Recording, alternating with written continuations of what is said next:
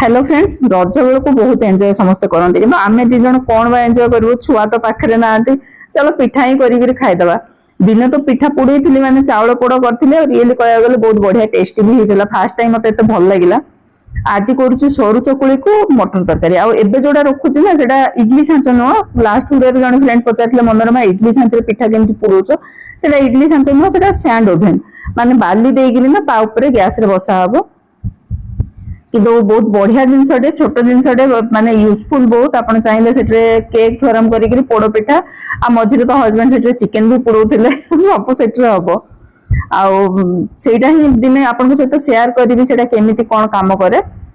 मुझे सरू चकुली हजबैंड सकाଳେ पचारे कौन कर पोड़ पिठा कर कहीं काली मुझे मत पोड़ बिरी चाउल पोड़टा भल लगे कि हजबैंड को चाउल पोड़ भल लगे।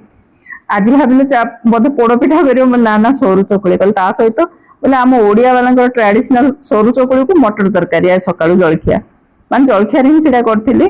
हजबैंड तो खाई पड़े मुझे खाई आसली मु काली दही हैंग कर रखी माने श्रीखंड बनवाई।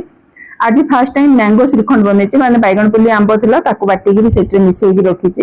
टेस्टी तो बहुत बढ़िया लगुला कर ना फ्रिज रखीदे फ्रिजर में मुझे पलि आसती क्यारेज दे देकर आसला पर मु बसिक बैग बनाऊँगी माने कहती ना मु बैग बनाऊँगी रियार सॉरी रिचा बैग बनाऊँगी।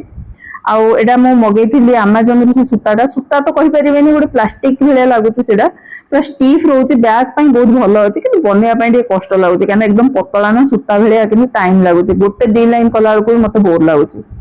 हजबैंड को टे पैंट रिपेयरिंग थिला माने अंटा लूज होचे ताको मते टाइट करिया थिला माने मते टेलर ठा धोबाटू आरंभ करिया सब काम करिया पड़ुची मते माने हस कथा कह गले बारी कवि माने कोरोना परठू कोरोना बेलू तो सब स्त्री मैंने काटुले अजन का बाल मुझे जाए भी बाल काटुचे अलग कथा बाल अल्प अच्छी कि मुझे काट